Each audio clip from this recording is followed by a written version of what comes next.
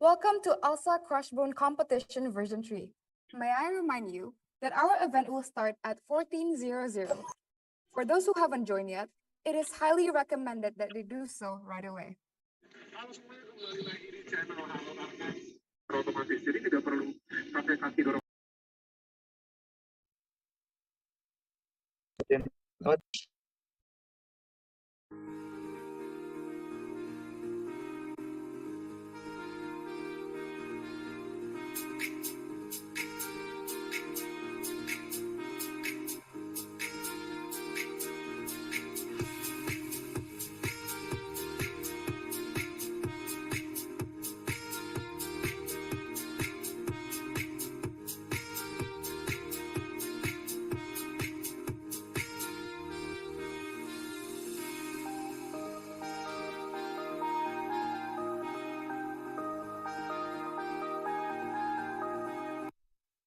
Hello everyone, let's make sure to keep our spirits up and energy so that we're ready for this prestigious event. Hey Laura, should we start this event? Yes, Bart. I think we should immediately start this event. All right, because it is already showing 14:00, let's just start ALSA CRUSHBONE Competition version 3. Assalamualaikum warahmatullahi wabarakatuh. Shalom, Om Swastiastu, Namo Buddhaya, and greetings to all of us. To the Honorable Vice Dean of Academic, Student, and Cooperation Affairs, Bapak Ardianto Dwi Nugroho, SH, ADV LLM, LLD. To the Vice President of Academic Activities, ALSA International 2022-2023, Kaplearn. The President of ALSA Indonesia 2022-2023, Katanisha Zerfa Maharani. Director of ALSA LC UGM 2021-2022, Kak Zudi Aryawan. The Board of Directors ALSA LC UGM 2021-2022, and the local board of ALSA LC UGM 2021-2022. And of course, to all participants of ACC version 3.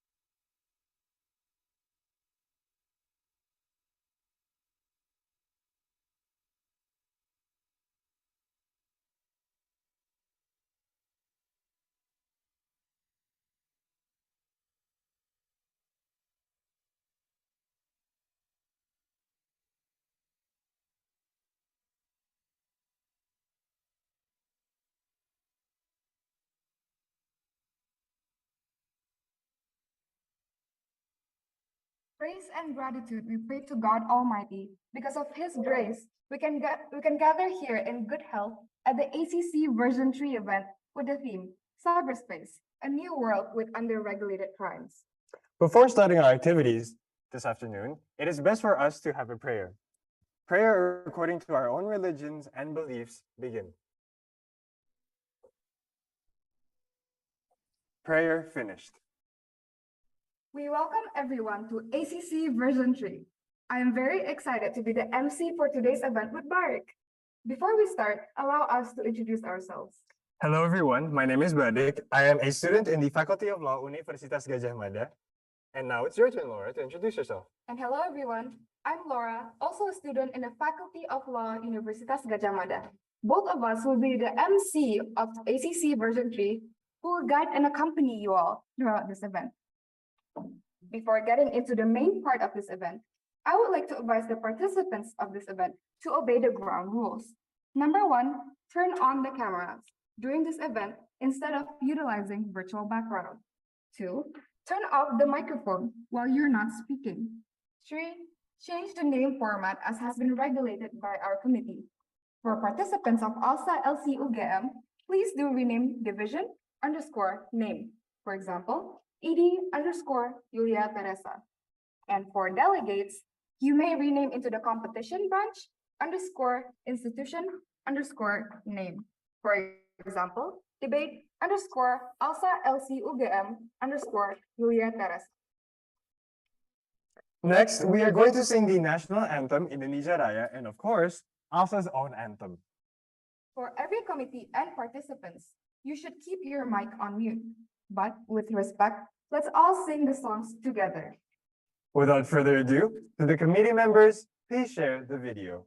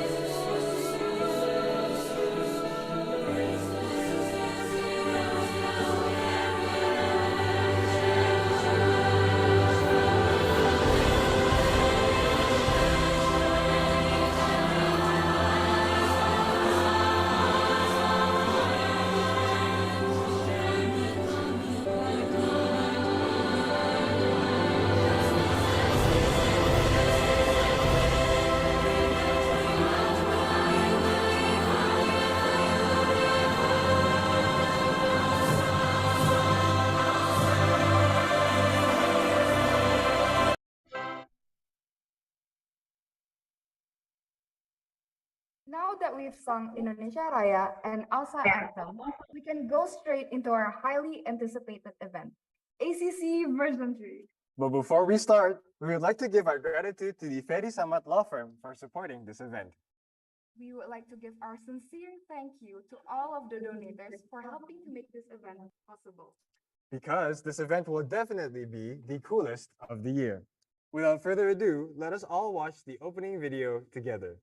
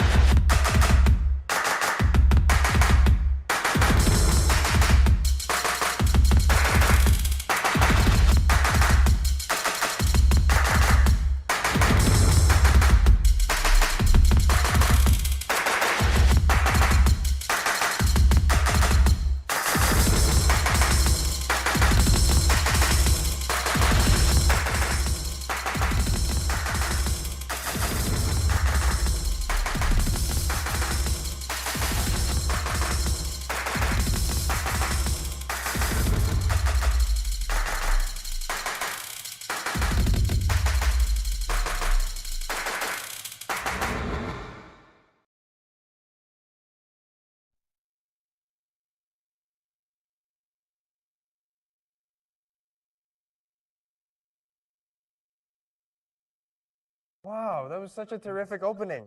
But next up, we have a special treat to all of us here. We now have a special traditional dance performance that is called Mojangan Priangan by Gasita Tari. Please enjoy.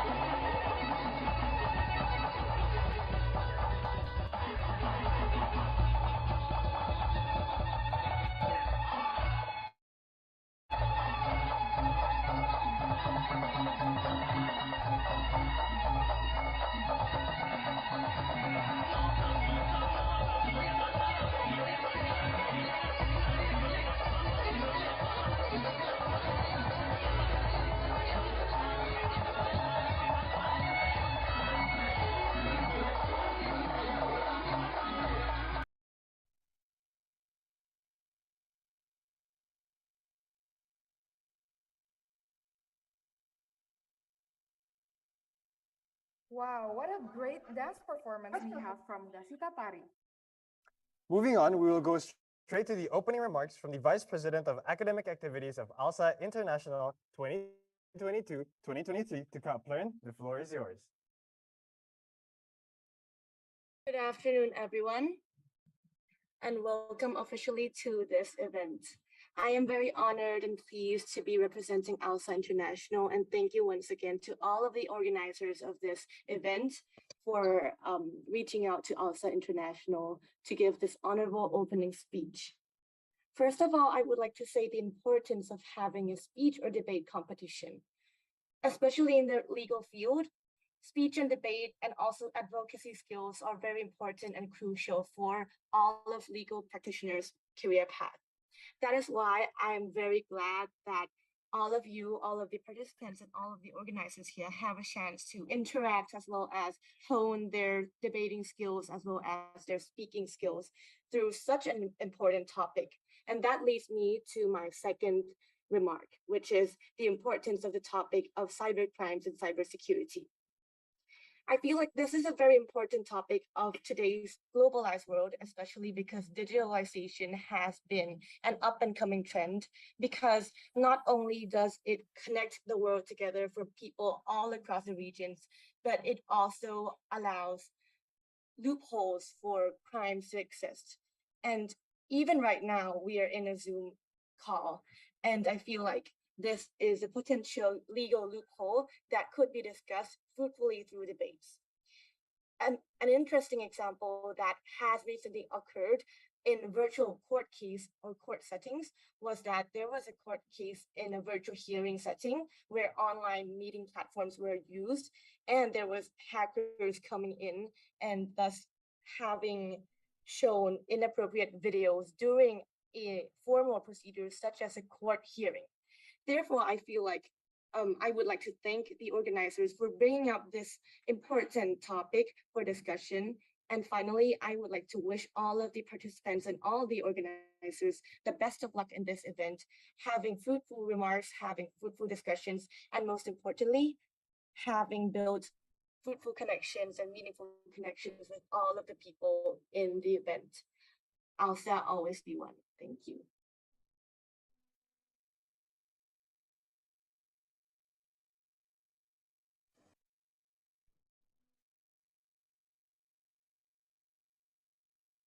Thank you very much to Kaplan for the greetings.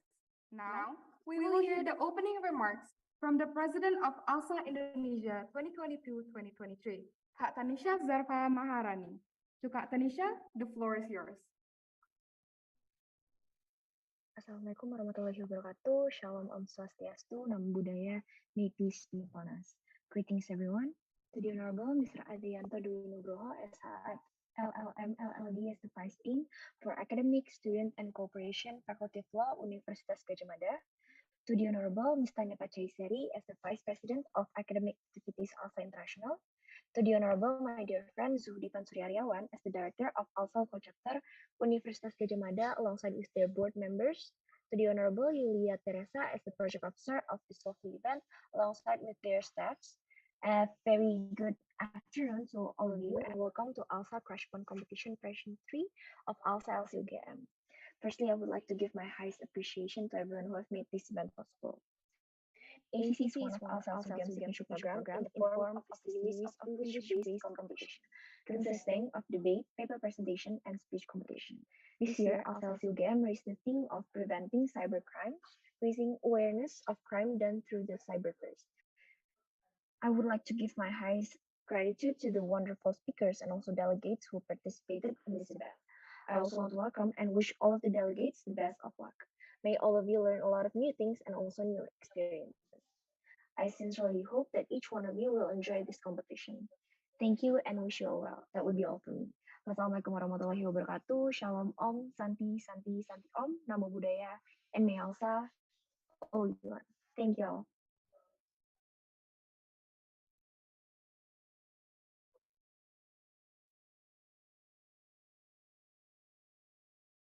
Thank you very much to Katanisha for the greetings. Without waiting any longer, we will now hear the opening remarks from the Vice Dean for Academic, Student, and Cooperation Affairs of Law UGM. To Bapak Dimas, the floor is yours. Okay, so thank you, Master of Ceremony. So, Assalamualaikum warahmatullahi wabarakatuh. Shalom, Om Swastiastu, Namo Buddhaya, Salam Kebajikan. Dear guests, ladies and gentlemen, the Honorable President of ALSA UGM, and then President Recording in progress. of Indonesia, and also President of ALSA International, and everyone who joins the Zoom meeting for today. Welcome to the Faculty of Law of Universitas Gadjah Mada. On behalf of the Dean, I would like to sincerely welcome all of you, although you are here virtually, right? So welcome to ALSA CRUSHBONE Competition Volume 3, and this is a 3-day event organized by ALSA LCUGM.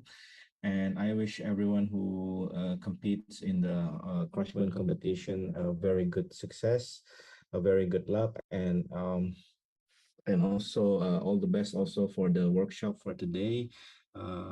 Distinguished speakers, thank you for your participation in this event. And to all of you, yeah, please enjoy the competition, and then maybe someday you can all go to our faculty physically, to visit our faculty and your friends at ALSA UGM. So thank you very much for this opportunity, and I wish you all a very good luck. Wassalamualaikum warahmatullahi wabarakatuh.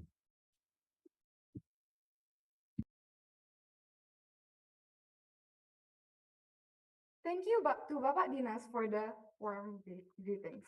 Now we will hear the opening remarks from our very own Director of ALSA LC UGM 2021-2022, Kak Suyudi Aryawan. To Kak Ari, the floor is.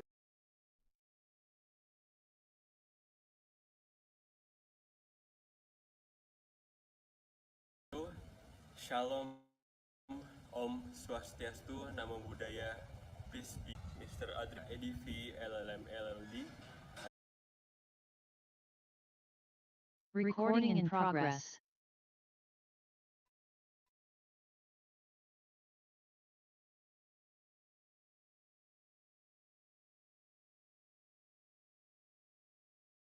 Recording in progress.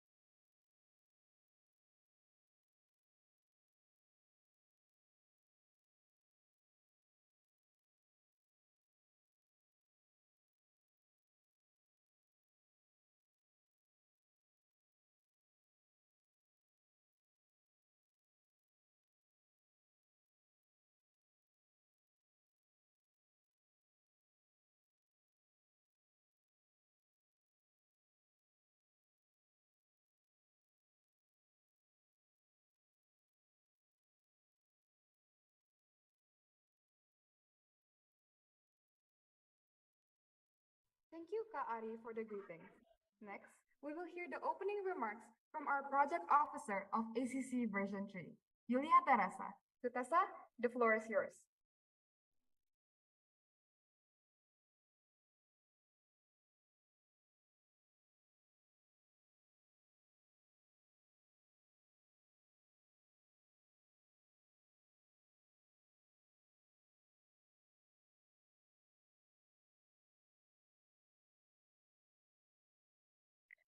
Assalamualaikum warahmatullahi wabarakatuh.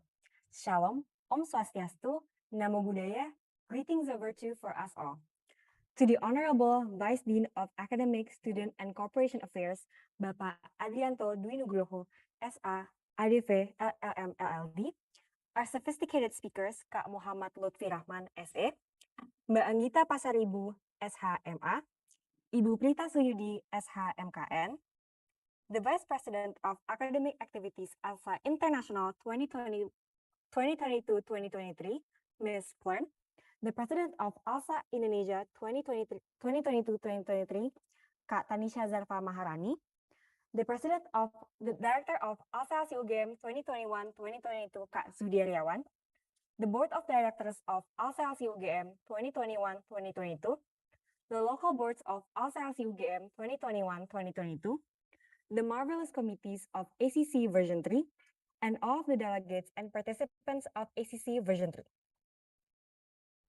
First of all, allow me to introduce myself. My name is Yulia Teresa, or Tessa, and this year I've been given the greatest opportunity to become the project officer of ACC version 3. I would like to express my gratitude to the committee staff, coordinators, and the local boards for their support and guidance in making this event possible. I would like to convey my sincere appreciation to all of the ACC version 3 delegates and participants for being able to attend the series of ACC version 3's event. My hope is that by conducting ACC version 3, it will increase enthusiasm, enhance skill, and provide platforms for all students in Indonesia to be able to express themselves using English.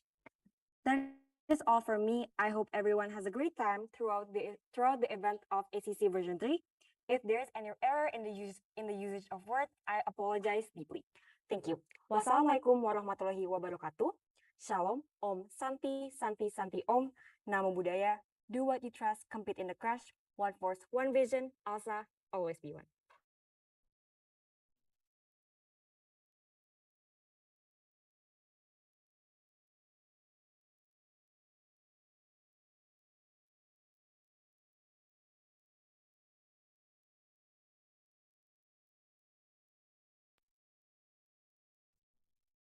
Thank you so much, Tessa, for the greetings.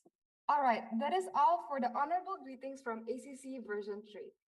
By the way, I want to ask you, Barak, what are your thoughts on welcoming ACC version 3?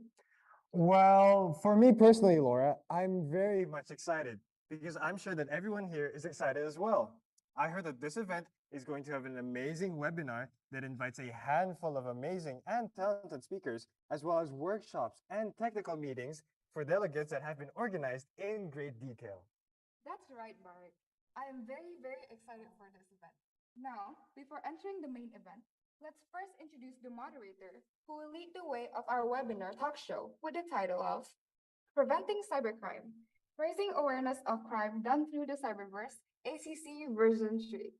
I wholly agree. If so, let's call the moderator right away. Gladys Larasati, are you with us? Yes, I'm here, Barik. First of all, am I audible? Yes, you are, Gladys. All right, thank you, Barik and Laura, as the MC of ACC version 3. Assalamualaikum warahmatullahi wabarakatuh. Shalom, Om Swastiastu, Namo Buddhaya, greetings to all of us. Hello, everyone. Good afternoon. My name is Gladys Larasati. People used to call me Gladys, and I'm a student in the Law Faculty of Universitas Gadjah Mada. And today, I will be the moderator of this event who will lead today's webinar with our amazing speakers. Hopefully, everyone is excited. Thank you. Thank you, Gladys. That was very cool coming from you.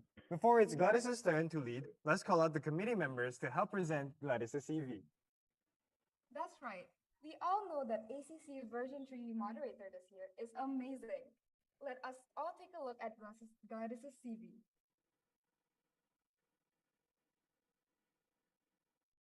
Gladys Larasati is an UGM student that is passionate in the field of public speaking.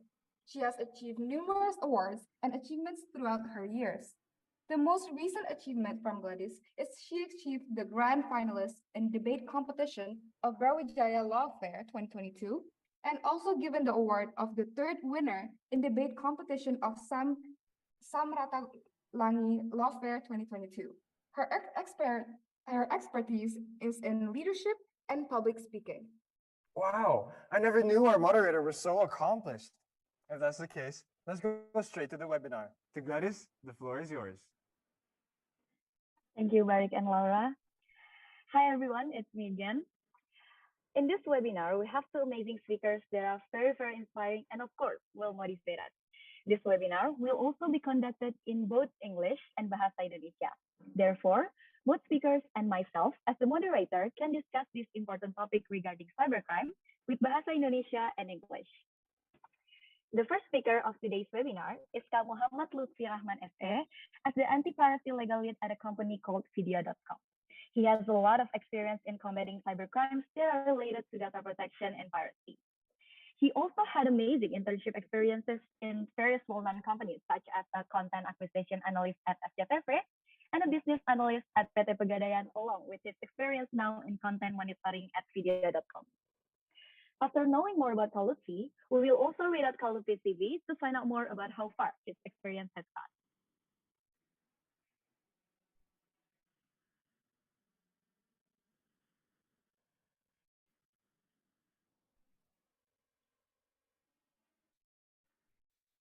All right, Kak Muhammad Luthfi Rahman SE is currently the anti-piracy lead of Video.com. And not only handling Video.com, he also handles pirated videos from SCTV, Indonesia, Moji, Champions TV, and Net Parabola. He has been given various awards such Video Employee MVP, Video Dream Team, and many more. His recent education is from the Bachelor of Business Management at Universitas. Wow, Kak Luthfi has a lot of great achievements. That's really cool. All right. After reading Kak Luthfi's CV, he will be giving us an elaborated understanding about piracy through his presentation. Let us know, call Kak Luthfi. Hello, Kak Luthfi. Are you here with us? Halo Gladys. Halo semuanya. Hello, Kak. How are you today? Yeah, I'm good. Hello Gladys. I'm good, and I'm very excited to hear your presentation. All right, I think it's your time to present your presentation. So to Kak Luthfi, the floor is yours. Okay, thank you Gladys. Okay.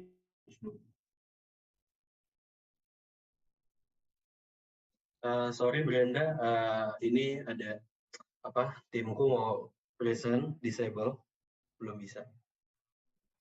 Oh, sure, Mas. The committee will present, give you permission to present your presentation immediately.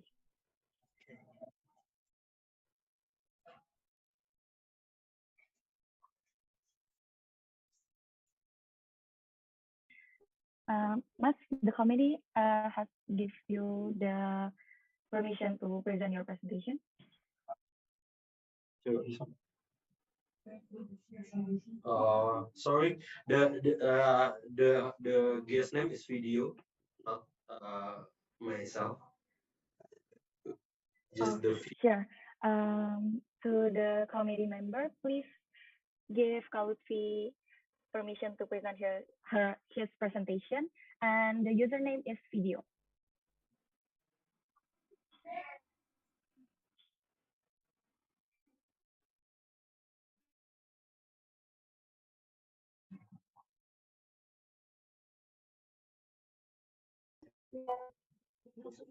Okay.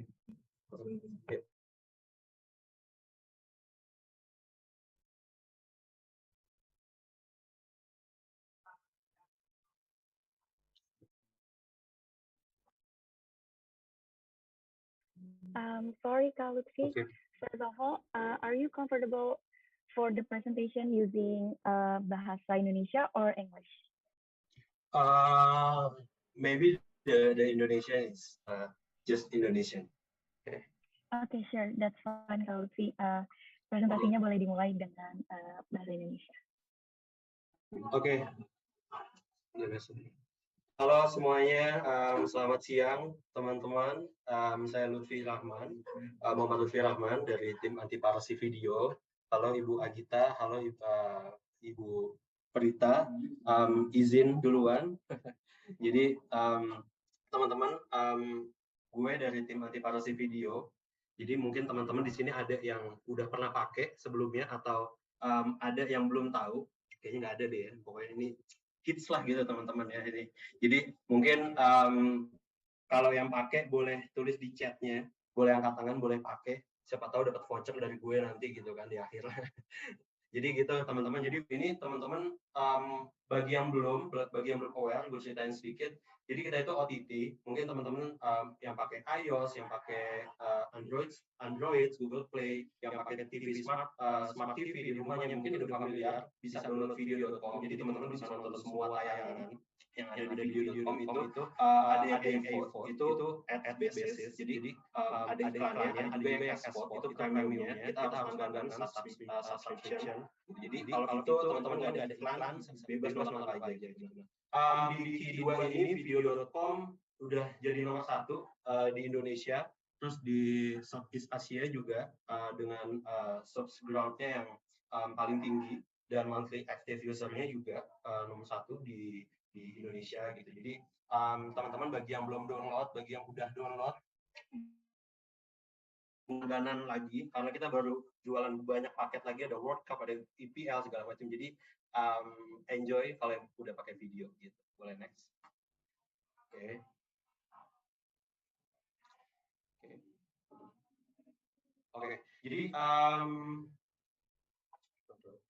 Jadi di belakangan ini kita baru diliput sama beberapa jurnalis, salah satunya Bloomberg ya. Waktu itu ada Bu Ratna Marsudi juga. Jadi untuk di Indonesia kita bisa ngalahin Netflix, bisa ngalahin Disney. Jadi karya anak bangsa nih, tapi karya anak bangsa tapi punya Gojek ya. Jadi OTT anak bangsa lah gitu. Jadi OTT anak bangsa bisa ngalahin Netflix, bisa ngalahin Disney, bisa ngalahin yang lainnya gitu. Mungkin Asia Pasifik kita bisa melakukan untuk menunjang ini semua teman-teman, karena growth-nya juga makin tinggi, terus kontennya juga makin beragam dan konten-kontennya eksklusif, dan lisensi yang dibeli itu teman-teman bagi yang belum tahu, kita kalau mau nayangin sesuatu harus punya hak siar, harus ada rebroadcasting rights-nya gitu ya. Jadi itu dibeli cukup mahal teman-teman, dan itulah kenapa ada saya di video.com gitu. Jadi untuk jagain konten-konten yang udah kita beli nih, udah kita usahain gitu. Jadi biar bagaimanapun nggak boleh bocor, karena resikonya ke bisnis tentu uang yang kita gelontorkan buat beli konten pasti dirugikan dengan adanya bajakan. Makanya saya join di video ini dari 2019 gitu ya. Emang dedicated untuk jagain konten-konten milik video, nggak spesifik video, jadi semua M.Kn group, whole group. Jadi ada SCM itu ada Indosiar, ada SCTV, ada Moji, ada Next Parabola, ada Mentari TV, banyak banget teman-teman. Jadi we started 2019, jadi waktu itu cuma 3 orang. Karena kebutuhannya juga cuma untuk jagain YouTube, cuma jagain 2019 tuh kan pembajakan belum lalu teman-teman. Jadi sosmednya makin berjalannya waktu makin banyak, ada TikTok, ada Telegram, makin apa, jadi kita harus keeping up terus sama mereka. Sebenarnya pembajakan tuh we can make it zero, but we can make it harder gitu ya teman-teman. Jadi kejahatan emang nggak bakal jadi 0 gitu ya, tapi kita bisa nahan mereka, cegah, preventif, ini itu segala macam buat mereka nggak bisa bergerak gitu. Jadi kurang lebih kayak gitu. Makanya timnya aja nambah 12 orang. Saya kerja sama Kominfo, Kemendikbud buat datengin anak-anak magang merdeka. Mungkin teman-teman di sini juga ada yang familiar sama itu, bahkan mungkin ada yang juga yang lagi magang mungkin di magang merdeka, atau sebutannya kampus merdeka gitu ya. Jadi itu join di 2021 sampai timnya jadi 20-an. Terus waktu itu kita beli Olympics yang itu viral banget di Indonesia. Jadi itu lumayan stepping stone-nya kita, gimana kita bisa melejit tuh pas Olympics. Jadi semua lagi nonton TV itu nge-post TV-nya tuh ada logo video di bawah, ada watermark. Itu marketing gratis teman-teman, gak usah bayar KOL gitu ya. Mungkin teman-teman di sini anak-anak UGM udah ada yang jadi KOL, mungkin tahu rate-nya gede-gede gitu kan. Nah, kalau kita gratisan teman-teman, cuman dari pos-posan artis-artis gitu. Terus banyak konten yang kita beli, setelah itu ada Formula One, ada AFF, ada BRI Liga 1, dan yang paling booming banget teman-teman ada Liga Inggris, yaitu Premier League. Itu eksklusif banget, dan itu yang gue bilang gila banget sih. Maksudnya ini langkah yang paling tantangan terberat gue dari 2019, tiba-tiba punya konten yang ya a whole world is pirate this gitu. Jadi banyak banget kita nemuin pembajak dari Thailand, dari Vietnam, seluruh dunia kita bantuin bersihin bajakannya gitu. Jadi kurang lebih kayak gitu teman-teman. Jadi terakhir kita akan ada World Cup. Okay, next.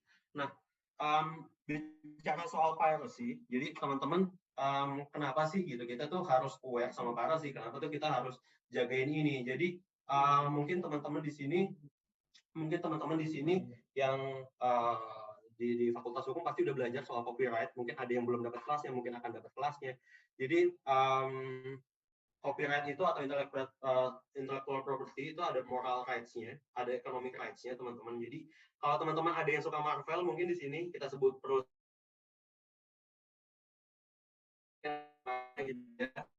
teman-teman kalau mau nonton sampai habis kan disuruh nonton dulu kan credit scene-nya. Itu salah satu caranya Marvel untuk appreciate cast-nya atau kameramennya, bahkan sampai tukang lighting aja ada di. Jadi itu salah satu cara untuk appreciate kita, M.Kn, terus ada Netflix, ada Disney, pembeli economic rights-nya. Jadi kita beli idenya si pencipta, idenya penulisnya gitu buat ditayangin di perusahaan kami gitu. Jadi kita beli economic rights-nya. Itu nggak bakal bisa kita beli moral rights-nya karena yaitu ide penciptaan punya si penciptanya. Gitu.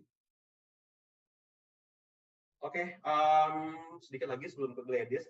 Jadi soal pirates, ini mungkin teman-teman udah familiar sama pembajakan. Ini teman-teman bisa lihat contoh-contoh pembajakan yang paling kiri ada di Telegram, itu ribuan banget, banyak banget original series video. Video OTT yang di Indonesia paling banyak keluarin original series, sebulan bisa 3, mungkin tahun ini kita udah belasan atau puluhan gitu ya, series yang banget. Salah satu thread terbesar kita dari pembajakan ini ya di Telegram, terus di paling bawah ada Twitter juga, Premier League, terus di web juga banyak sekarang web yang nyiarin pembajakan tapi sebenarnya niat mereka mau jualan judi teman-teman. Dan ini gue udah beberapa kali ngobrol sama pihak-pihak dari Kominfo, dari pihak-pihak dari pemerintahan gitu. Jadi emang ini yang lagi digalakan sama kita buat makan judi online gitu. Facebook juga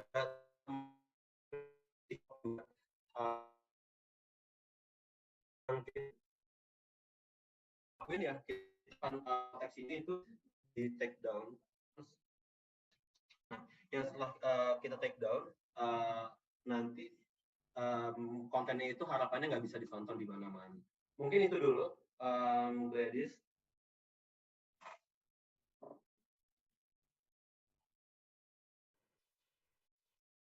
All right, there was an amazing explanation about piracy ya Mas.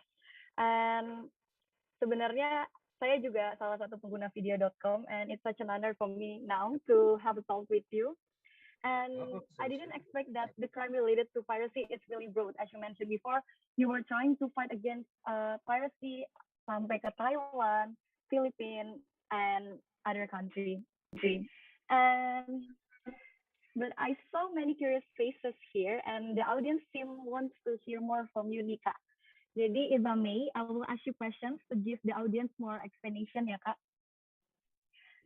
The first question would be, can you provide a brief explanation for the audience about the workings of the anti-piracy division in video.com and yourself as the lead in this legal division? Okay, thank you. Please share. Hello. The 12, the 13, and 14 slides. Oke, teman-teman. Jadi mungkin teman-teman di sini ada yang bertanya-tanya kenapa sih, apa sih fungsinya dari tim ini, apa sih harus ada Muhammad Luthfi Rahman di M.Kn Group gitu ya. Jadi karena kita jadi banyak problem-problem yang didapati sama kita. Jadi salah satunya pertama ada jadi orang-orang masih berpikiran kenapa kalau membajak itu gampang, gratis nontonnya, kenapa sih kita harus nonton di yang berbayar gitu. Dan itu udah jadi bad habits teman-teman ya. Mungkin dari kecil mungkin teman-teman di sini atau Bu Agita, Bu Prita sempat ngerasain kalau mau dengerin lagu, downloadnya di warnet, diisi ke handphonenya gitu ya, download, dimasukin ke apa dulu gue lupa di Nokia di mana, jadi kita isi lagu bang, isi lagu 25.000, banyak tuh Xerox segala macam. Jadi pembajakan tuh emang udah ada for share juga gitu. Jadi itu udah jadi bad habit dari dulu, dan trennya emang udah lumayan turun untuk pembajakan musik, dan orang-orang masih nganggap kalau ilegal tuh lifesaver. Kenapa sih gue harus bayar, kenapa sih gue harus ribet-ribet, toh gue ke Facebook, ke YouTube tuh ada gitu, dan if we do nothing they are everywhere gitu ya. Anggap aja teman-teman kayak lagi main Tom and Jerry gitu ya. Jadi ini kayak Tom and Jerry never ending tapi gitu. Jadi kalau nggak ada yang jadi Tom, itu Jerry di teman gitu ya. Jadi kita harus kejarin dia di mana, dan pasarnya juga belum teredukasi gitu ya. Jadi masih banyak orang yang uneducated market gitu. Jadi masih perlu kita galakin soal pembajakan gitu. Terus selain itu, dari problem tadi, solusinya apa sih Kak gitu. Jadi solusinya kita harus ikutin terus yang tadi gue udah ceritain, pembajak itu kemana. Jadi kita harus keeping up terus kita harus sama industri, harus ke Google, ke Facebook, kemana-mana. Gue biasanya ngeluhin gitu, ini platform lo ada pembajakan nih, platform lo ini itu, dan mereka lumayan supportive gitu. Dan selain itu solusi gue build timnya jadi makin besar. Sekarang ada 43 orang yang dari tadinya cuma 3 orang. Terus pelan-pelan kita juga jalanin market edukasi. Terus kita juga ada penjarain beberapa pembaca. Mungkin teman-teman bertanya-tanya gimana sih market edukasinya gitu. Jadi mungkin teman-teman bisa dilihat di sini. Untuk beberapa pembajak ada yang kita DM langsung dengan kata-kata yang friendly gitu ya. Kita bilang, "Hai Min, lo jangan ngebajak dong," gitu misalkan. Dan mostly mereka bales, ada yang minta maaf, ada yang langsung tutup akun, takutan gitu ya teman-teman. Ada juga yang komen gitu ya di postingannya, "Min kok nggak nyiarin lagi," gitu ya. Dia bilang dapat surat cinta dari pihak terkait, padahal yang gue tulis tuh sebenarnya tentang pelanggaran gitu. Jadi bukan cinta-cinta juga teman-teman. Jadi kurang lebih kayak gitu. Jadi emang sebenarnya pembajakan tuh bukan sesuatu yang mungkin bagi sebagian orang nggak semuanya deh. Mungkin ada juga yang emang nggak tahu aja, emang yang pengen sharing aja gitu. Jadi kayak gitu teman-teman. Dan abis itu ngegandeng juga kita ngegandeng partner-partner dari luar negeri dan dalam negeri. Jadi kalau konten kita punya itu kita bukan sendiri, tapi kalau yang kita punya dari kita itu mereka. Jadi kurang lebih.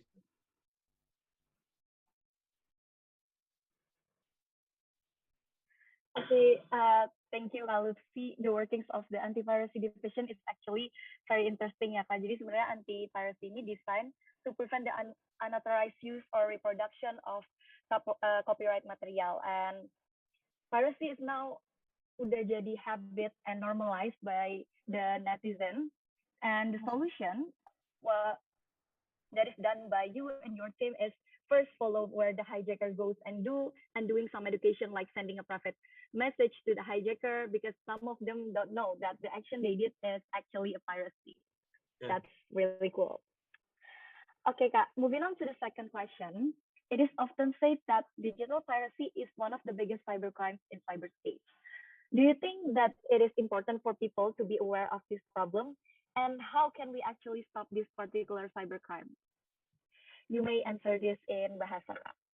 Oke, jadi teman-teman, mungkin teman-teman di sini ada yang udah aware banget. Kalau gue ngerasain trennya udah mulai bagus teman-teman.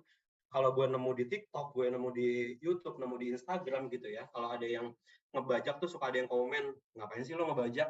Ngapain sih lo nonton dari sini tuh ilegal. Cuman masih banyak banget yang komen, ya suka-suka gue dong. Maksudnya kayak enggak, ini tuh gratis dan segala macam. Makanya yang gue lakuin tadi melakukan market edukasi, melakukan end-to-end piracy gitu ya. Jadi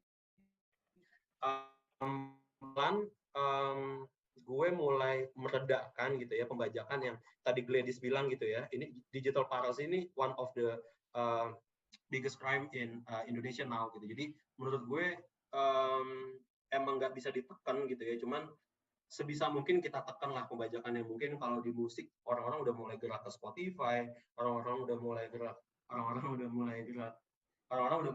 ke apps-apps yang berbayar gitu, dan harapannya pembajakan nggak jadi biggest crime lagi di Indonesia gitu.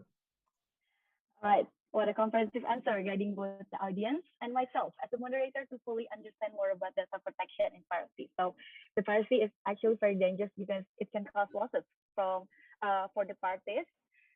But actually, mostly the netizen nowadays already quite aware regarding the piracy itself. Like they already using the Spotify or maybe the other official apps to watch their movie or listen to their music. Okay, Mas. Lastly, this question is actually one of my biggest curiosity as a law student, and of course, the other audience juga di sini mostly law student. Do you think Indonesia has provided effective laws and regulations regarding piracy and data protection? For instance, like Undang-Undang Hak Cipta, or maybe Undang-Undang Perlindungan Data Pribadi, which has been signed by the President a week ago. And how did the regulations help you and your team to combat those pirated data? Oke. Jadi thank you Gladys. Jadi kalau menurut gue yang sekarang dilakukan gitu ya sama pemerintah gitu udah cukup menaungi gue dan beberapa pihak-pihak yang juga terhadap piracy ini. Kayak bulan lalu gue baru ikut sebagai delegates Policy Against Piracy dengan orang-orang di Asia Pasifik. Jadi banyak Luthfi lain gitu ya, tapi dari negara lain yang join ke acara ini. Kita ya ngobrol-ngobrol sama orang ketuanya dari AUSI gitu, dan gue juga member di Policy Against Piracy. Gue beberapa kali juga ngisi soal piracy di sana, dan sama semua teman-teman. Jadi problemnya mau negaranya itu negara berkembang, negara maju, sama kebajakan tuh masih jadi biggest crime di antara mereka gitu. Dari Inggris, dari mana-mana gue ngobrol banyak kayak gitu. Dan menurut gue saat ini Indonesia yang paling kuat di bagian undang-undangnya gitu ya. Jadi kayak gue ngobrol kalau di Malaysia itu kita kalau mau nutup suatu situs itu kita harus banyak step yang kita lakuin gitu. Sedangkan di gue di sini punya kerjasama langsung sama Kemendikbud, gue kasih situsnya. Jadi mungkin teman-teman di sini ada yang suka nonton web-web aneh-aneh, itu ada internet positif. Itu kerjaan saya teman-teman, jangan ditandain ya gitu. Jadi itu gue juga bisa bikin jadi internet positif. Jadi pemerintah seterbuka itu teman-teman. Dan kalau soal undang-undang, jadi kita pakai soal beberapa kali ya, gue juga ada laporan ke polisi. Oke, teman-teman bisa lihat di sini. Gue beberapa kali telah melaporkan pembajakan ke kepolisian. Jadi kita maju dengan Undang Hak Cipta ya, pasal tahun 2014 pasal 9 ayat 3. Jadi beberapa kali pembajakan kita selalu pakai pasal itu, dan penyelidikan gelar perkara itu semuanya terlindungi pasal-pasal itu, dan banyak pasal-pasal lain yang mendukung itu gitu. Jadi gue lumayan kecemplung soal unik teman di sini yang belajar. Nanti mungkin soon akan belajar juga soal hukum gitu. Jadi teman-teman nanti kalau udah lulus kerja di law firm, kerja di mana mungkin akan melakukan seperti ini juga gitu. Jadi gue kerja bareng lawyer. Jadi biasanya H-1 sebelum kita melaporkan ke kepolisian, kita gelar perkara dulu bareng-bareng di kantor buat ngobrol-ngobrol pasal mana yang mau kita pakai, besok pasti tanya apa. Jadi gue pelan-pelan juga belajar teman-teman ngapalin pasal-pasal apa. Jadi kita di depan polisi itu nggak boleh, ya boleh sih buka HP, cuman kan lebih enak kalau kita udah tahu juga pasal apa yang kita pakai, pasal apa gitu. Dan bisa juga pakai pasal 100 ayat 1 ayat 2 soal UU indikasi merek dan geografis kalau nggak salah. Jadi kalau teman-teman di sini ada yang perusahaan orang tuanya atau teman-teman punya usaha apa, logonya dicomot sama orang, teman-teman bisa ngadu ke kepolisian dengan pasal tersebut gitu. Jadi kita juga video gue juga kerjasama sama Dijen Haki mencatatkan ciptaan gitu. Jadi teman-teman kalau punya karya apa, teman-teman harus segera mungkin catatan keciptaan itu nggak mahal kok teman-teman. Dan itu teman-teman ya untung gitu kalau suatu waktu ada yang pakai logo teman-teman asal-asalan itu bisa dikenakan gitu. Jadi mungkin kayak teman-teman pernah nge soal Mbak Im Wong mau daftarin Citaim Fashion Week. Nah itu kan langsung diviralin ya, karena apa? Karena itu bukan idenya Mbak Im Wong gitu. Dan kalau video kita ini kita daftarin ke Dijen Haki karena kita penciptanya gitu teman-teman dari original series tersebut. Dan gue juga kerjasama MNC. Gue beberapa kali jadi konsultan untuk MNC, untuk VU, untuk Aprofi, Asosiasi Produser Film Indonesia. Mungkin teman-teman ada yang nonton Mencuri Raden Saleh, itu gue juga kerjasama sama mereka. Gue nggak ngajarin, cuma lebih ke sharing session gimana sih how to protect our IP gitu. Jadi menurut gue sih itu Gladys. Jadi kalau soal pemerintah apakah undang-undangnya udah melindungi kita, gue sih bisa bilang iya. Dan soal data protection, kayaknya undang-undang yang terbaru dibahas belakangan ini karena banyak leak data dari e-commerce, dari apa-apa, itu kayaknya udah cukup kuat ya teman-teman. Mungkin kalau mau dibahas lebih detail, mungkin harus dijabarkan satu-satu, tapi gue percaya tentukan sama pemerintah harusnya udah melindungi kita.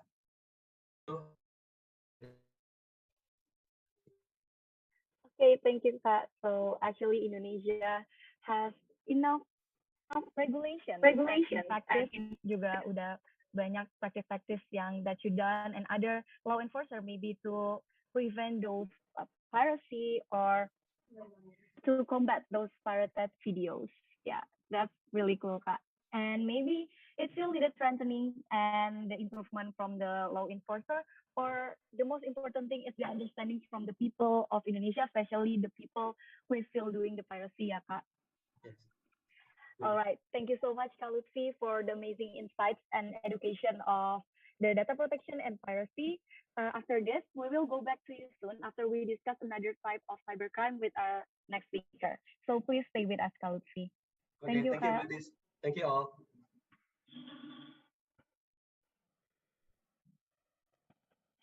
Okay, for the audience, please hold on. Don't go anywhere because we still have another speaker in this webinar who is also really, really inspiring and, of course, motivated.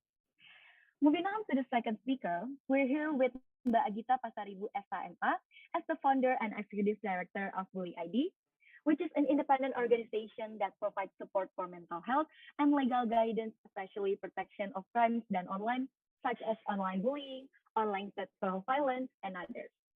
Her contribution and commitment have been recognized globally, which makes her receive the 2019 Southeast Asia Young Leader and Global Strategic Leadership Award and many other awards. Wow, okay. After knowing more about Mbak Agita, we will also read out Mbak Agita's CV to find out about how far her experience has gone.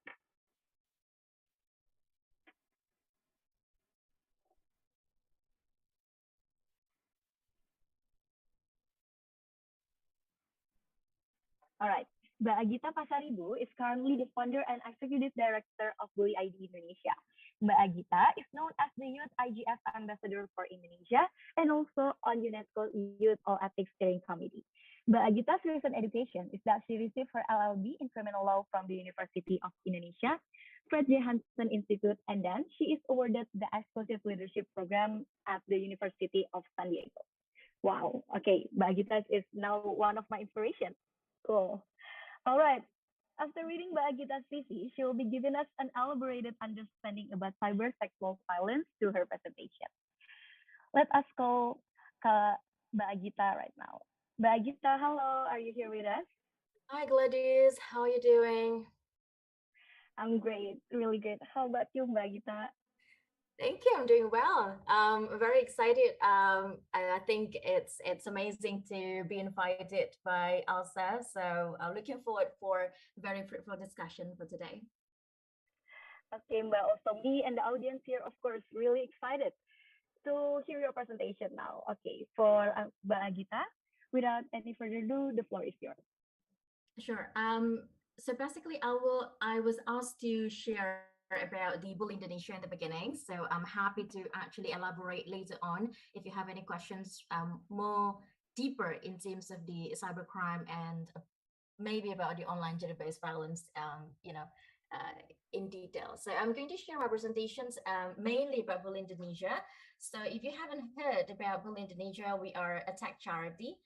We are mainly focusing to provide or digitalizing the way how victims and survivors to receive psychological and legal support. We have a team with us from a different perspective and different backgrounds, since we're working in the two areas. So obviously we have legal advisors, counselor advisors, we do have medical advisors, as some of the cases also required a forensic case to do. Next, what we actually, as I mentioned earlier in the beginning, so the main thing that what we do is digitalizing the way how the victims and survivors to receive the support. So we have psychological support, we have legal support. Our website is free to use for everyone. We have a peer counselor available every day from 9 a.m. to 8 p.m. every day. You can chat for free. You can also, click on the stay anonymous if you don't really feel comfortable to, reveal your informations in the beginning. But on top of that, we also have the removal or the takedown if you happen to experience your intimate pictures or nude pictures circulated online without your consent. So we call this as a revenge porn help center. This reporting platform basically work only if you have reported to the social media platform within 72 hours, but then you haven't actually heard anything from the media platform. So if you haven't heard within 72 hours, we basically able to escalate the process with the respected public policy department that we have in Indonesia, specifically those the one that we already have the collaboration with them. So unfortunately, we have a quite limited at the moment. We have with Meta, which is Facebook and Instagram, Twitter, TikTok, and that's all about it. So it's a very limited, but obviously we're still looking forward to have more and further collaboration with other social media platform exist in Indonesia specifically. On top of that, we do have the share platform. Basically, this is the free platform that we provide for organizations, for universities. If you are a student-based organization that you also would like to help your your colleagues or the university students in order for you to receive the platform. So we actually provide a free reporting and the reporting management platform for the student organization based in university, so that it helps you to be able to receive report especially within the university, as well as to manage the platform accordingly. And lastly, we're also focusing on the public awareness. We do a lot of trainings to students, to young kids, to teenagers, to teachers, as well as to the parents as well. So some of our awareness activities can be seen in here, and then some of media feature what we do is also listed. You can see further in our website. And then this is basically what you can do on our web application. So this is on the web application. You can report anytime. You can report anonymously, as mentioned earlier. And then if your organization has already partnered with us, it means you can also put a directly have a conversation with your respected organization. And on top of that, of course, you can have a one-to-one psychological and legal support. This is how it looks like. Just if you have already a partner, so that's going to be listed as an institution, and this is just a demo, guys. So Yeah. And then lastly, basically we have three different methods on how to deliver the support. So we have the online in terms of the chat text, and then we have audio and video. So this is the one that basically we share and we provide for the student-based organizations. So they will be able to actually have the case management instead of you are using the Google platform or the Google form to receive all the reporting. Sometimes it can be really mess. There's no case management, so that's how we help them. So far, we have been providing about 45,000 sessions of legal support, psychological support. And if you're probably wondering why then there isn't in Australia, United States, and all of this, we mainly in Indonesia, we're only working for Indonesians. We can only help for Indonesians again. However, we do receive quite a lot of Indonesians who are currently based in a different country. So this is actually the maps where all the students, the expatriate from Indonesia who basically around the world has already, reported to us and asked for the help as well. So I think lastly, what we do is obviously would like to help Indonesia to further achieve the goal in terms of SDG number 3, in terms of mental health. I think it's really important to provide equal access, especially for victims and survivors of online gender-based violence. We know that the majority of clinical psychologists are based in Jakarta. So people who are outside the country, outside the Jakarta probably have a difficulties to access a good clinical psychologist. So the way we think it's really important to transforming and utilizing the technological advancement in here to provide equal access to everyone. I think that's all from me. All right. That was an amazing explanation about sexual violence that is done in the cyber first, especially the workings of Bullyid. So if I may conclude, Bullyid Indonesia is a platform that provides a safe space for victims of bullying and cyberbullying. And Bullyid also provide information like what steps victims can take, starting from the identification, as you mentioned before, guidance, connecting support with support system and professionals, and encouraging reporting of all forms of violation activity. And now I'm actually looking at the Bullyid app Instagram. It's really cool, but it has many great information starting from social experiment until the psychology of discrimination. It's actually really great and insightful. So for the audience here, please follow Bullyid app immediately now. All right. But I think the audience here still want to hear more from you, Mbak. So to fully raise the awareness of online sexual violence, I will ask you questions to give the audience more explanation, yeah? Sure. And actually, we have two questions, but you've answered our first question. It's regarding the workings of Bullyid. So we're going to jump into the second question. The second question is, why is it important for people to understand the urgency in combating sexual violence, especially on the internet that is rising in our society? Can you elaborate more on the types and examples of sexual harassment that can be done in the cyberspace? Yes, definitely. So I think there is a lot of terminology when it comes to online gender-based violence. In the current I think Undang-Undang TPKS, or maybe in English we call it Law on Sexual Violence Crime.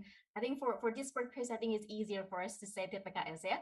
So in TPKS, it's actually well known as the electronic-based sexual violence. So the terminology is very diverse, but I think the point that we need to understand is what type of the sexual violence that is happening on internet, right? Or is basically utilizing the ITE tools in terms of that. So one thing that probably have very, very familiar, one is revenge porn, or what we call it non-consensual intimate image abuse. The actions where someone, take pictures, take a screenshot, or circulating any images that has a sexual content without any consent of the victim. So I think quite many people already quite well known in terms of the terminology of revenge porn. Um, Another one is also in terms of transmitting information, electronic information or electronic document that has the content of a sexual content without being requested by the person or be requested by the victim. This also can be translated as, for example, someone cyber flashing you. So without out of nowhere, then you just receive sexual content, sexual photos on your Instagram comment or your Instagram DM, or you receive a comment that asking you to do a sexual conduct with the person without you being requested and without you knowing it about it. So that's also already in the Article 14 of Undang-Undang TPKS, which is, I think, based on the concept of this, another one that is also included in there is cyber stalking. So when someone trying to look for you and then to follow you on Instagram or on social media, as well as to threaten you, basically in the concept of cyber stalking, there's already being written in the Article 14, paragraph 1 in the Undang-Undang TPKS. So I think in a nutshell, why then it's really important for us to know and understand about these cases. One, because digital footprint will always be there. That's one thing.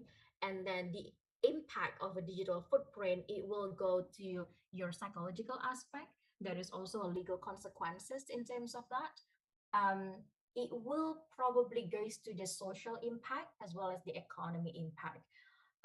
Imagine if you already shared, if you by chance or you already shared your intimate or nude pictures to someone strangers online, we have no idea whether that person is going to screenshot or use it to against you, right?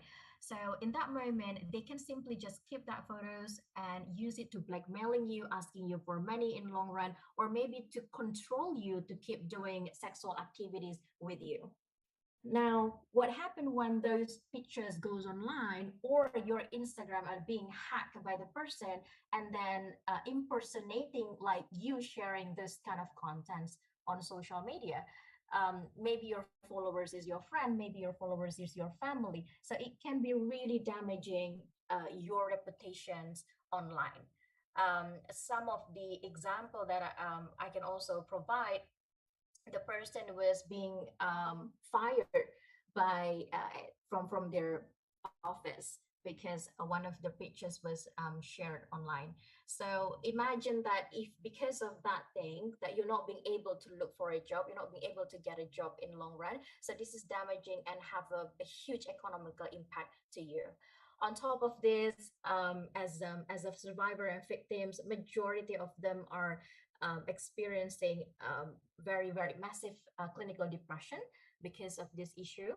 Some of them perhaps already have a suicidal ideation as well, because it's a very difficult sometimes to report and making sure that the photo is being taken down. So remember that whatever that you share, you don't have any control anymore to with the data that you already share, with the content that you already share. There is no technology at the current moment that can actually delete a content from someone else's phone, right? Especially, we don't know how many, for example, if you have over thousands of followers on social media and then you shared it, maybe it can be removed, maybe it can be deleted, but people already screenshot and saved it. So be careful with that. And the best thing is not to share any intimate pictures, any nude pictures, especially online.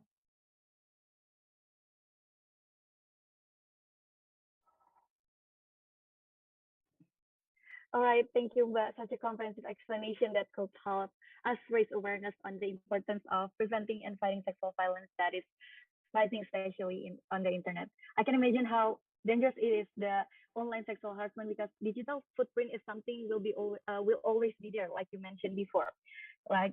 And this could make a lot of impact, like social impact or psychological impact. And yeah, we cannot do anything to delete the content from someone's phone, and we also don't know who have our photos or our videos. And regarding the types of sexual harassment that is done through online violence, online platform.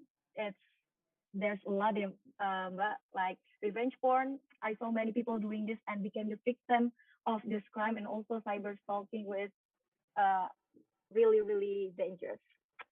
All right, Mbak Agita, this is the last question. Actually, this question is from the audience because mostly our audience today is the law students, including me, today's moderator.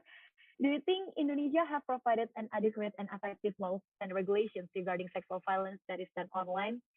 And how did the regulation met help you and your team in Bullyid to combat sexual violence or other cyber harassment? Yeah, I mean, this is an interesting question because before TPKS, we have pornography law, we have ITE law, and none of those two basically protect the victims or survivors of online gender-based violence, specifically those who already shared their nude pictures or intimate pictures with the consent, but of course not with the consent to circulate it on social media, right? So I think it's some, especially when we see in the pornography law, it's somehow a boomerang because the person who also creates the content or transmit the content is also can be labeled as the offender, right? But with the TPKS, obviously Indonesia is a leg specialist, so it's a very comprehensive. It's quite comprehensive enough. However, I think the due at the moment right now, we're waiting for the government regulations to be able to implement it in an appropriate way. So it's also have the concept of, I think it was in Article 46, but correct me if I'm wrong. But in the Article 46 mentioned that the law enforcement within the regional and the national could actually help to remove the content in order to basically after it's being reported, basically the law enforcement now have the capacity to report the case and to remove the content. But I think the one that we need to highlight in here, in terms of mechanism of the reporting itself, what I'm trying to bring in here is every single social media platform has different procedure, has different community guidelines, and there is no a certain timeline for them to actually able to remove the content immediately. So I think in the government regulation, I mean, because it's not being published, so I have no idea what the government has put it in place on there. But it's also very important in the government regulation to implement this by creating a forum or an associations with all of the social media platform, but not with social media, but also with the online gaming platform, the internet dating platform, right? The reason, because this is what we are facing currently. If we have any report, and then sometimes the person, it's not necessarily, the content is not necessarily nude pictures or completely nude. So sometimes it is actually someone who is wearing underwear, right? But again, if we see the community guidelines, there is a very biased terminology about adult pornography. What is an adult pornography? And we have to remember that this social media platform, they are based in California. They're based in Silicon Valley. They're not necessarily has any pornography law or any understanding about a sexual violence in terms of adult pornography. So the social media platform have a moderator, right? So when we report something on social media, it goes to either it's AI or it's a moderator. So sometimes what we think it is an adult pornography, it is not necessarily it is adult pornography in the sense of the moderator, because they don't really have the correlations about the cultural mindset that we have, right? that is one of the biggest challenge why some of probably your photos, your contents is not being taken down by the social media platform because it's not matched. The moderator has no idea about and sometimes, for example, um, like if the photos is simply just wearing a bra or panties, okay, so it does not necessarily has to be an adult pornography. And how we have to be able to basically justify to the moderator that this is an intimate image abuse. These photos are being shared without the consent. So I'm not very sure that whether or not this mechanism of removal and the taken down that will be done by the law enforcement in the country, in obviously in our country, could be actually be able to implement appropriately without the collaboration with the social media platform.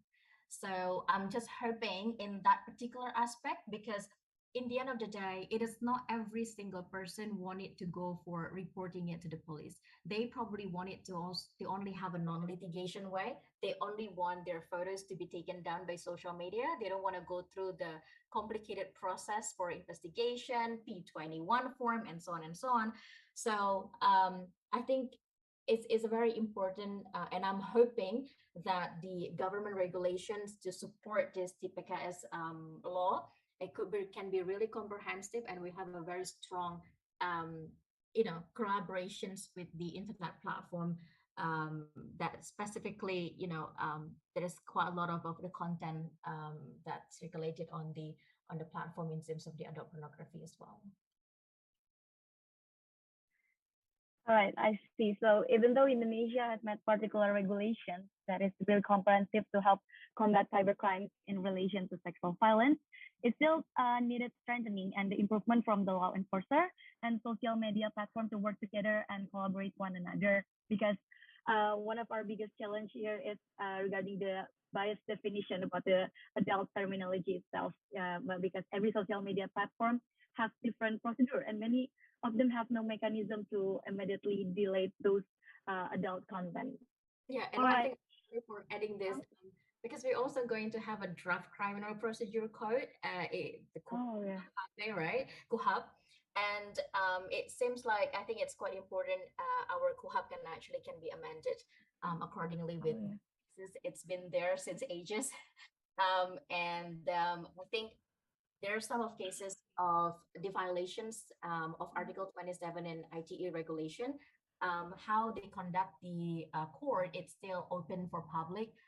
The photos of the victims, the photos of the survivors are just shared in the public court.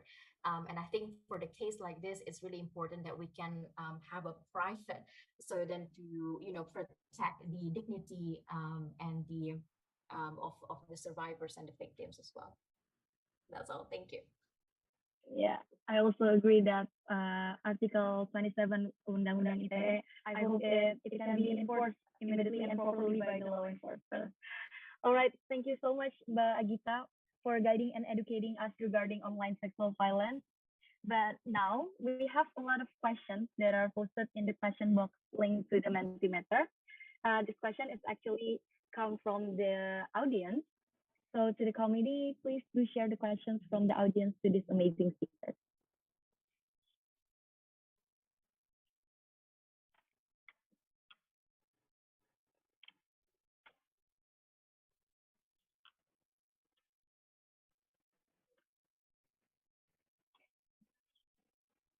All right. Wow. Not only the speakers who are amazing, but ACC Ver Century also have amazing audience. Look how active is the audience here. Okay, this is not a question, but this is actually a appreciation. Nggak mau nanya, tapi memberikan semangat dan sukses selalu untuk speakers yang keren banget tahun ini. Yeah, Mbak Agita and Kak Luthfi is really cool. Oh yeah, before we answer the question to save our time, I have to tell Mbak Agita and Kak Luthfi first, and also the audience, to save our time, speakers will only answer to questions from the audience. All right. The first question This is for Kak Luthfi. Okay, Kak Luthfi, this question is for you.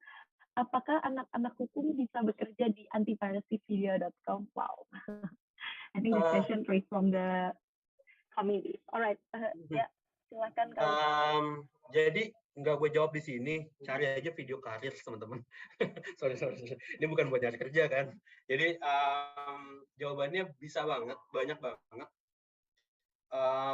Di tim gue ada 43 orang, mungkin 10-nya itu anak hukum, fakultas hukum.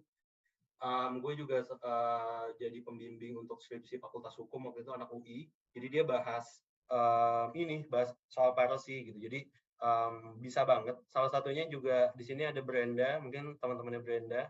Jadi Brenda salah satu anak magang di tim saya gitu. Jadi bisa banget kalau teman-teman mau coba di video. Jadi bisa ke karir video atau next batch kampus Merdeka kalau mau juga bisa atau bisa hubungin Brenda juga tanya slot apa. Jadi bisa banget jawabannya. Alright, jadi buat teman-teman audience here yang pengen magang di video.com bisa banget ya Mas. Bisa. Alright, the next question is for Mbak Agita. Okay, to Mbak Agita, how do we build a safe online space with less cyber sexual harassment, considering there are a lot of child users now? How do we build a safe? Is it this one? Yeah. How do we build a safe online space with less cyber sexual harassment? I think it's very important to us to start to embed digital sexual education on our curriculum. So I think Mas Luthfi working very closely with Kemendikbud, Mas, yeah. But very sadly, because we haven't really have any comprehensive sexual education up until today in our curriculum. And this is what is actually trigger, one of the reasons why. So we did a survey to 252 participants.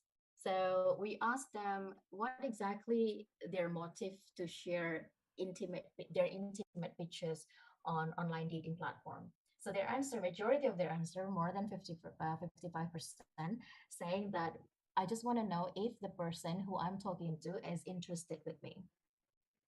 So I think that sentence alone, it's a very critical, right? So understanding about sexual education, it is not necessarily about knowing our sexual reproduction, but it's also about gender sensitivity. But I think on top of that, how to create a safe online space by ensuring that we are following the community guideline.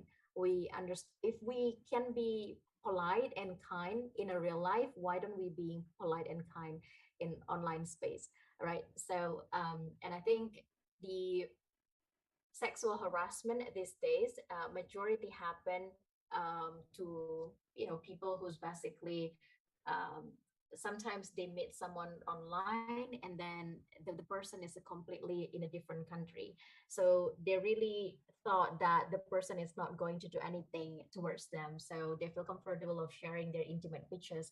But again, remember that online has no limit, right? So the moment when the photos are being viral, it could be just easily to get into Indonesia, and no matter where you are.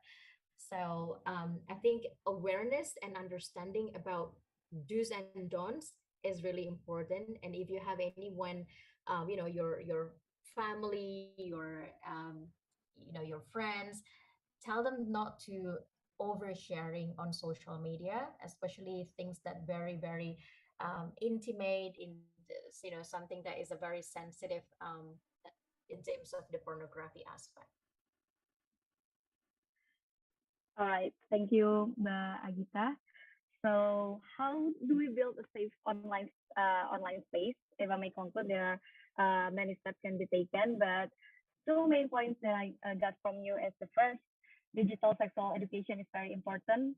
especially for the children now, considering many children now use the social media. And secondly, ensuring that we follow the community guidelines. All right.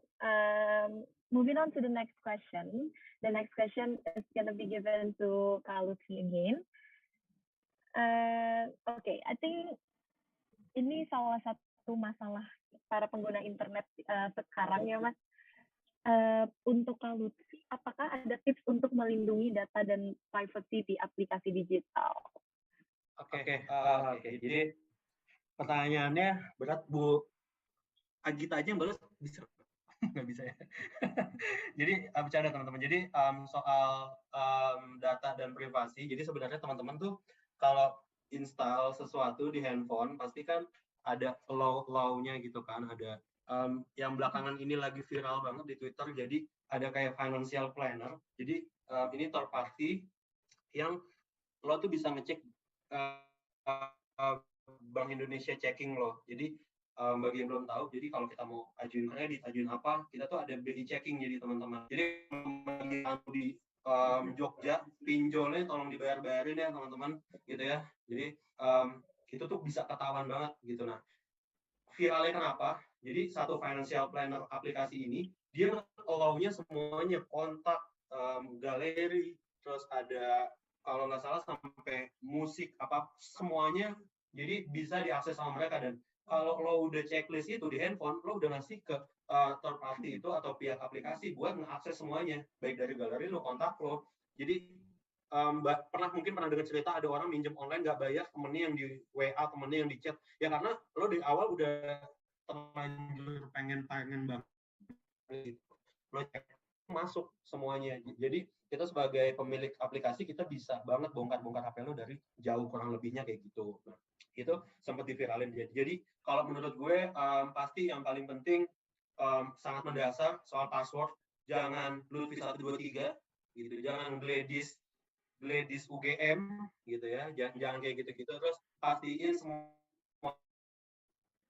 pakai 2FA. Jadi kurang lebih mungkin kalau menurut gue kalau emang softwarenya atau apps-nya nggak terlalu legit, nggak terlalu besar, tapi ya nggak terlalu berdampak bagus buat lo ragu, mendingan nggak usah di-download sama sekali deh gitu. Entah ada apa gitu.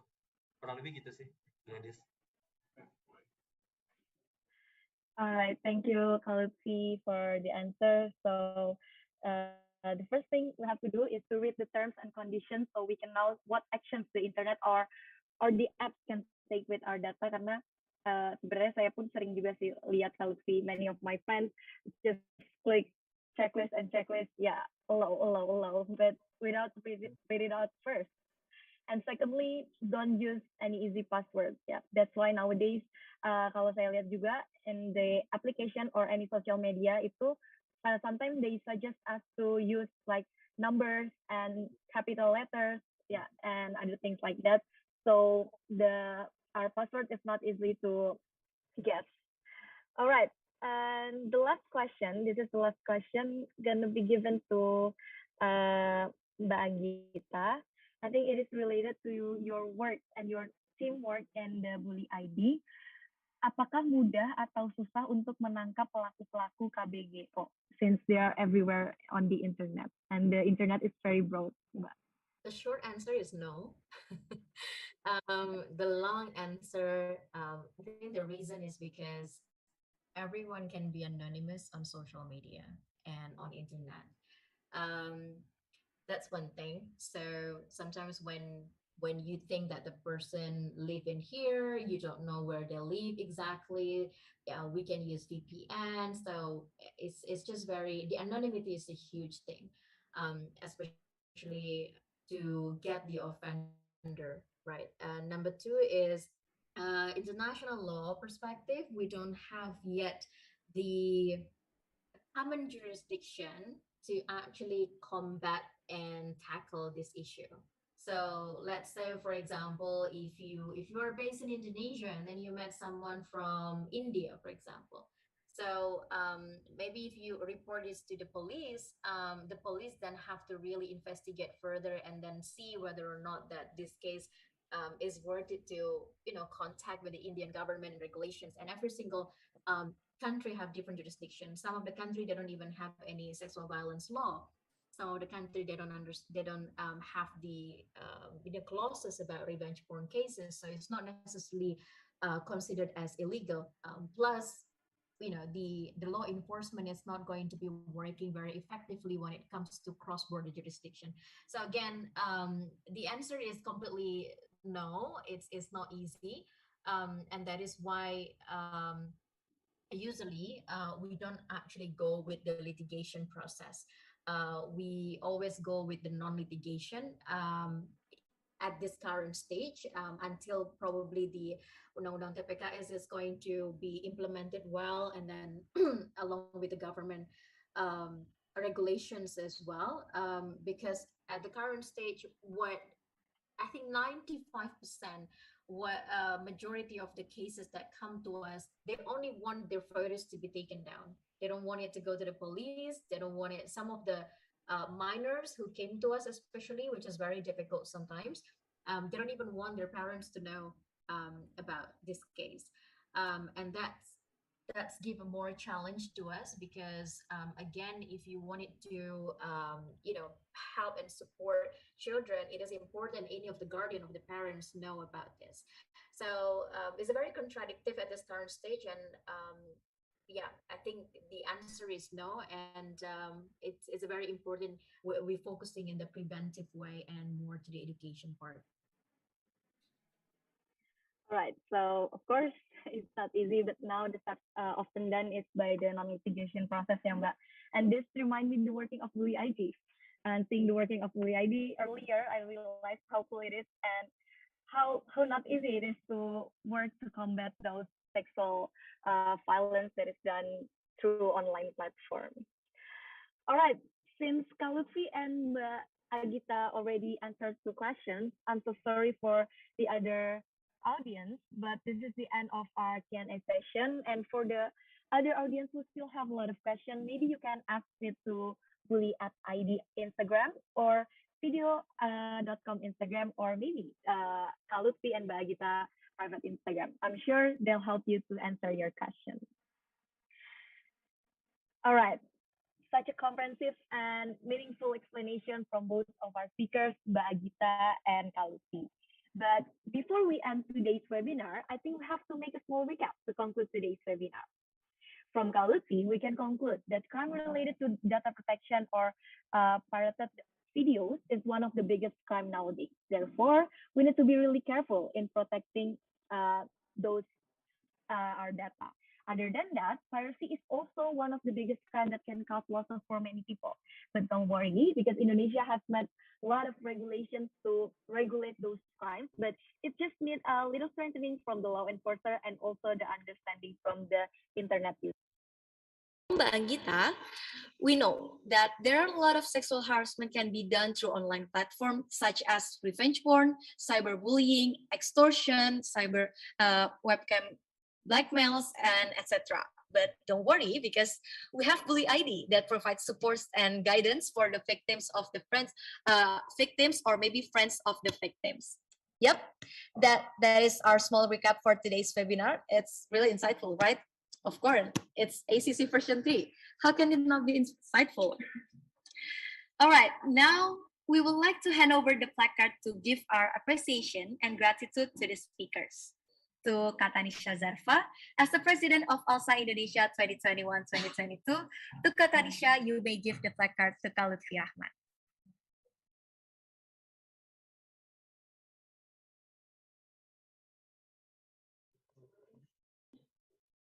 Okay, thank you very much, Luthfi, for your time today. I hope that today's event will inspire and also give more insight to our members regarding this issue. Thank you very much, Luthfi, for your time.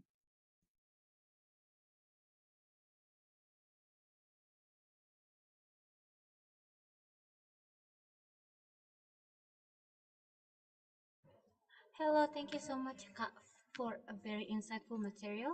I would like to take a screenshot for the documentation. I'm going to count down in 3, 2, 1. One more time. 3, 2, 1. Okay, thank you so much, Kak.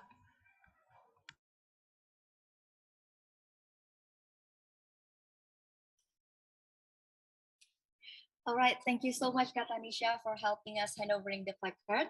Now we will have a placard handover from Kak Ari as the director of ALSA LC UGM 2021-2022. So Kak Ari, you may give the placard to Kak Agita Pasaribu.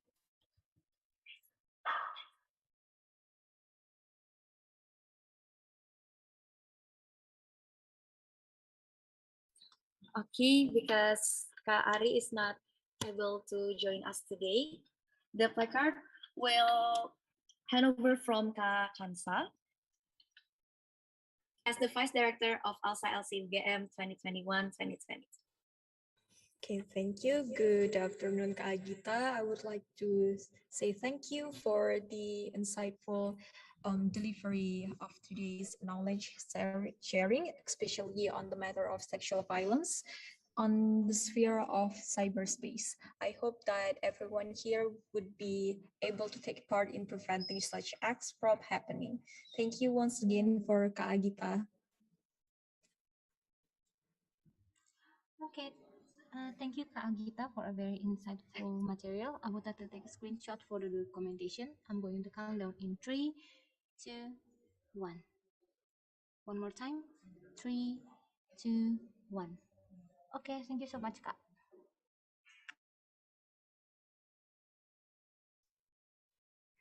All right, that's the end of our webinar. Once again, thank you for the speakers and the audience.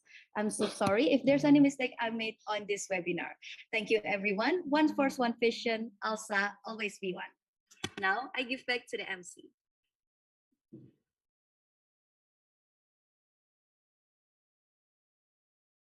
Thank you so much, Gladys. Now, we would like to hand over the placard to the moderator, to Kak Duinta. As the manager of English Development 2021-2022, you may give the placard. Hello, Gladys. Thank you so much for your participation in ACC version 3. I hope that this will be your experience, and I hope you can come back in ALSA. Thank you, Gladys. Thank you juga, Kak.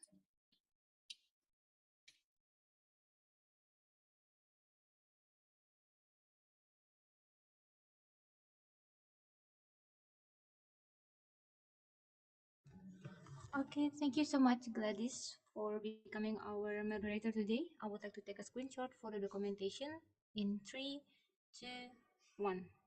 One more time. 3, 2, 1. Okay, thank you so much.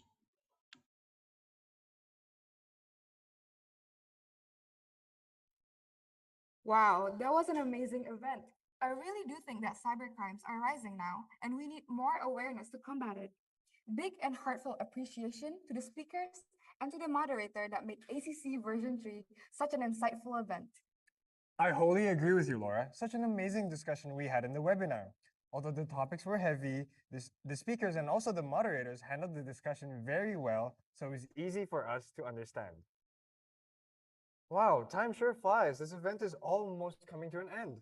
We made this afternoon into a memorable day by having a good time together and gained many informative insights that I'm sure is beneficial for everyone. Agreed. But don't worry, the event doesn't just end here. After this, there will still be a workshop only for the delegates of ACC version 3 that is certainly just as exciting. And I heard that the speaker is really amazing.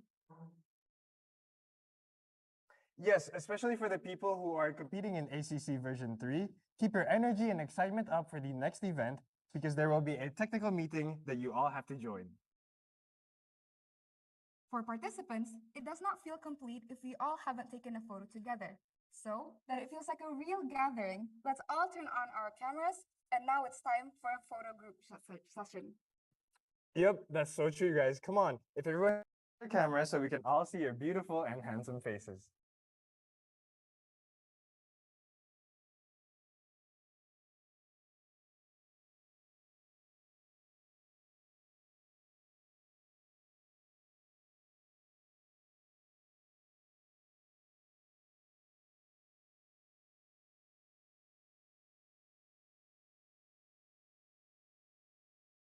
guide this photo session.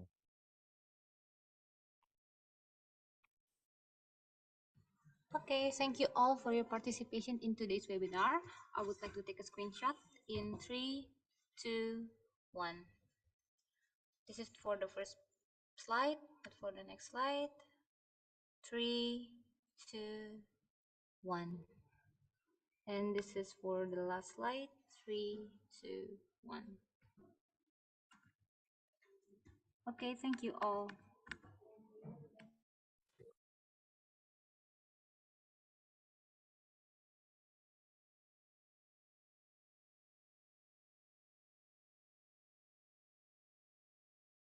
Okay, now we would like to offer the biggest thank you to all of the committee members, speakers, and delegates for participating in today's super insightful event.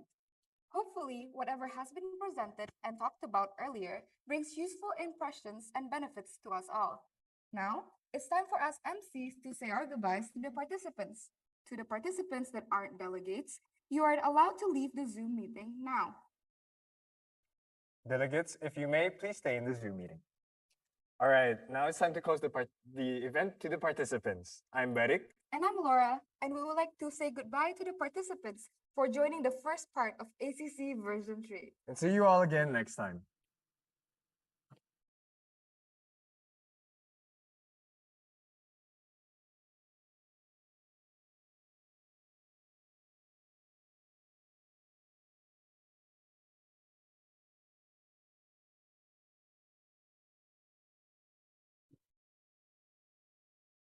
All right, to all the delegates here that are joining the competition of ACC version 3, you may have your break time, as we are going to continue this event with an insightful workshop and technical meeting for all the competition.